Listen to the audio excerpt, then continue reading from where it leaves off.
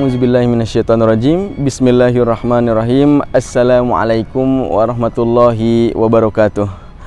Alhamdulillah, segala puji milik Allah. Salawat dan salam senantiasa tercurah kepada junjungan alam Rasulullah Muhammad sallallahu alaihi wasallam. Isra dan Mi'raj merupakan salah satu peristiwa yang merupakan mukjizat yang diberikan Allah Subhanahu wa taala kepada Nabi Muhammad sallallahu alaihi wasallam. Isra artinya adalah diperjalankannya Nabi dari Masjidil Haram yang ada di Mekah ke Masjidil Aqsa di Palestina, sedangkan Mi'raj adalah diperjalankannya Nabi dari Masjidil Aqsa di Palestina ke Sidratul Muntaha. Isra Mi'raj itu terjadi merupakan peristiwa yang sangat luar biasa. Di saat zaman dulu belum ada yang namanya elektronik, tidak ada yang namanya kendaraan-kendaraan canggih, tetapi ternyata pulang dari Isra Mi'raj Rasulullah SAW memberitakan kepada masyarakat yang pada saat itu dalam kondisi padang pasir, beliau telah melakukan perjalanan yang sangat jauh dari Mekah ke Palestina kemudian ke Sidratul Muntaha dalam satu malam. Oleh karenanya peristiwa Isra Mi'raj sekaligus jadi ujian untuk orang-orang yang ada pada saat itu.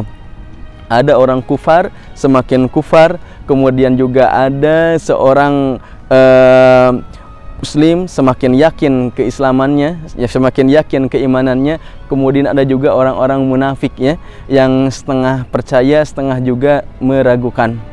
Kita tidak akan berbicara panjang lebar tentang Isra Mi'raj tersebut, hanya saja kalau kita perhatikan Isra Mi'raj itu terjadi di saat Nabi Muhammad SAW dalam kondisi sedih. Kenapa sebabnya? Karena di tahun yang bersamaan ada dua orang yang dicintainya meninggal dunia. Yang pertama adalah Abu Thalib, pamannya Nabi Muhammad SAW, yang mana Nabi itu menginginkan agar beliau itu masuk Islam, tetapi sampai ajal datang menjemput ternyata tidak mengucapkan dua kalimat syahadat. Yang keduanya adalah istri Nabi yang paling dicintai, yaitu Khadijah binti Khuwailid, di mana beliau mencurahkan seluruh hartanya untuk perjuangan dakwah Rasulullah SAW. Sangat sedih sekali, makanya dalam rangka menghibur Nabi Muhammad SAW, sekaligus menguatkan jiwa Rasulullah SAW, diisrokan dan dimi'rajkan. Kemudian dalam peristiwa tersebut Nabi kita Muhammad SAW diperlihatkan dengan kekuasaan Allah Subhanahu wa taala, sehingga ketika pulang dari Isra Mi'raj semakin bertambah semangat lagi di dalam membawa risalah Allah Subhanahu wa taala.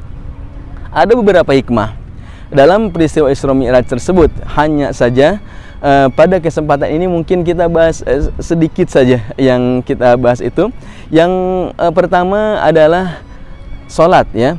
Kita perhatikan bahwa Isra Mi'raj ini membawa satu misi yang sangat luar biasa. Satu-satunya perintah Allah kepada Nabi Muhammad SAW tanpa perantaraan malaikat Jibril adalah sholat. Jadi sholat merupakan oleh-oleh dari Isra Mi'raj. Ini menunjukkan bahwa sholat ini mempunyai urgensi yang sangat penting sekali. Oleh karenanya kepada kaum muslimin hendaklah senantiasa menjaga sholatnya yang merupakan oleh-oleh dari Isra Mi'raj tersebut. Kalau seseorang melaksanakan puasa Ramadan, dia sakit, maka tidak masalah dia tidak berpuasa, nanti bayar qadha. Kemudian jika dia melakukan safar perjalanan, maka tidak apa-apa, dia tidak puasa, maka nanti bayar qadha. Kemudian apabila dia sudah dalam kondisi tua renta ya, maka tidak apa-apa, dia tidak berpuasa, nanti bisa dibayar dengan fidyah. Tapi kalau sholat dalam kondisi apapun tidak boleh ditinggalkan. Seandainya orang tersebut dalam kondisi sakit, maka sholat tetap wajib ya.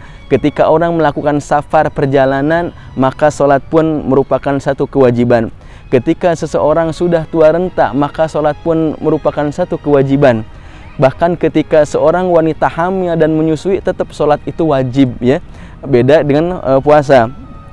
Dalam kondisi apapun itu sholat tidak ditinggalkan. Bahkan ketika dalam kondisi peperangan pun ada yang namanya sholat, namanya sholat khauf. Luar biasa.